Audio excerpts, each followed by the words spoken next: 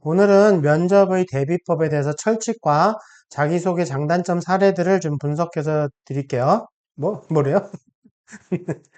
분석해 드리는 그런 시간을 갖도록 하겠습니다. 에휴, 참. 저도 이렇게 버벅거려요. 그냥 면접할 때 실수 얼마든지 할 수 있습니다. 그러니까 연습하시면서 실수하면 다시 하겠습니다. 그러면 돼요. 네. 난 안 돼. 네. 녹화 다시 하기 싫어. 자, 구술 면접의 철칙인데요. 일단은 지원 동기는 미래지향적이어야 돼요. 지원 동기를 묻는다라는 건 뭐냐면, 자네 우리 학교에 뭐 하려고, 지원하게 됐지? 무엇을 하려고, 무엇을, 하려고 지원했지? 뭐 할 건데? 그런 얘기예요. 리을 형엄이 미래 형엄이에요. 그러니까 미래지향적으로 질문을 했는데 많은 친구들이 저는 어릴 적이라고 그러거든요.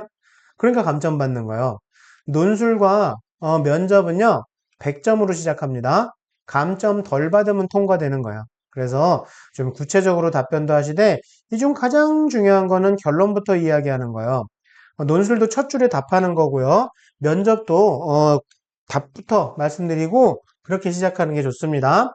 그래서 엘버트 메러비안의 법칙을 보면 첫인상은 시각적인 게 크대요. 밝게 웃으시라고요. 제가 설명회 하면서도 그냥 뜬금없이 이렇게 헛소리 하잖아요. 잠깐 웃겨드리려고 그러는 거야. 뭐 안 웃긴데 괜찮아. 그럼 뭐 어때? 그래서 밝게 웃는 밝은 모습이 제일 중요합니다.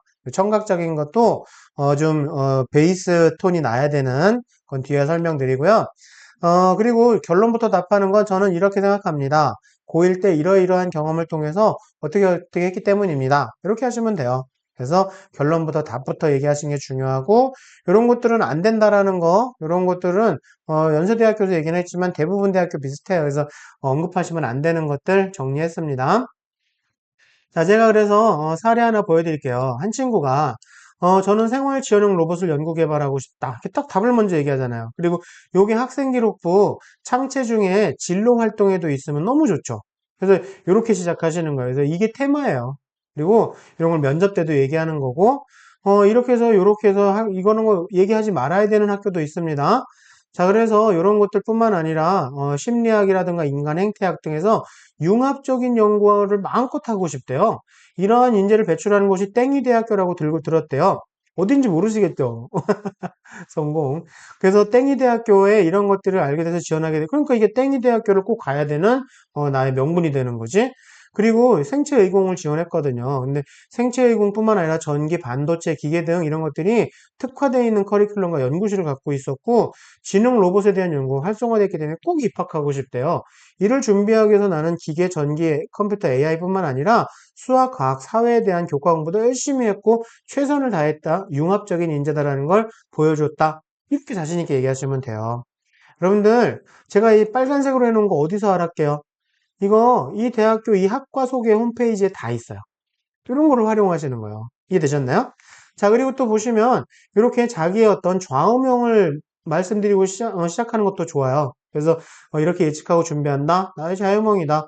그래서 전문적인 통계학자가 되고 싶다. 그래서 방대한 데이터베이스를 기반으로 직선외근의 플랫폼을 분석하는 분석 전문가가 되고 싶고 우리나라 최초의 통계학 명문인 땡여대학교 어딘지 모르시겠죠? 진짜 성공. 자, 그래서 땡여대학교도 간 누적된 이런 것들을 통해서 배워나가서 두뇌 역할을 하고 싶고, 통계연구소를 통해서 전교의 연구소뿐만 아니라 정부, 기업의 산학협동도 하고 통계적 사고가 정량적 자료를 분석해서 4차 산업혁명의 과학자로 성장해 나가고 싶다. 이거 어디서 나올게요? 여기 빨간색으로 써놓은 거, 요 땡여대학교 통계학과 학과 홈페이지에 다 있어요. 이런 걸 좀 활용하자는 얘기입니다. 그래서 참고하시면 되고요. 자신의 장단점을 소개하는 것도 저의 장점은 규칙적인 것입니다. 그래서 규칙적으로 이렇게 해서 했는데 단점은 집착이 생기는 것 같다. 그래서 루틴이 이렇게 해서 징크스가 되기도 한다. 이를 극복하기 위해서 이런 걸 깨는 연습을 주면 중이다. 그래서 과유불급을 통해 중용을 깨닫는 중이다. 이렇게 얘기하면 너무 멋지잖아요. 근데 이렇게 하면 학생 잘했어요. 근데 과유불급 혹시 한자로 쓸 수 있나? 못 씁니다. 그럼 안 돼. 이런 약간의 전문적인 용어들을 쓸 때는요, 한문으로도 쓸 줄 알고, 영어 스페링도 알고 그래야 됩니다. 이거 모르면요, 정말 X망신입니다. 자, 저의 장점은 이런 거 오십니다. 장점이 단점인데 이런 걸 통해서 심화학습을 하면서 이렇게 실제로도 빠르게 풀이한 경험도 있지만 이게 단점이 되기도 합니다. 그래서 가볍게 생각하고 넘어가고 사소한 실수들을 많이 합니다. 그래서 이런 오타네? 이가 빠졌네요. 이런 실수 얼마든지 할 수 있어요. 그럼, 다시 하겠습니다. 이러면 돼요. 자, 그래서 진심, 멋은 이렇게 해서 이런 걸 깨닫고, 이렇게 놓치지 않게 노력하고 있습니다. 여러분들, 제가 논술에서도 말씀드렸는데요.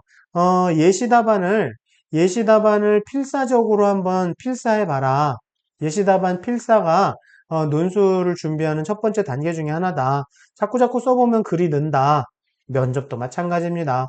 면접에 대한 이런 사례들을 한번 자기도 따라해 보는 거야. 그대로 읽어보면서, 그래서 거울 보면서, 그러면 여러분들 말하는 게 많이 늘어날 거예요. 그렇게 해서 연습하시면 됩니다. 자, 오늘도 수고 많으셨고요.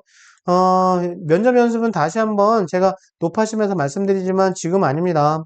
8월, 고3 8월서부터 슬슬 그냥 준비하시면 되니까 그게 참고하시고요. 다음 시간에 면접의 유형과 자주 묻는 질문에 대해서 설명드리도록 하겠습니다. 자, 오늘도 수고 많으셨습니다. 감사합니다.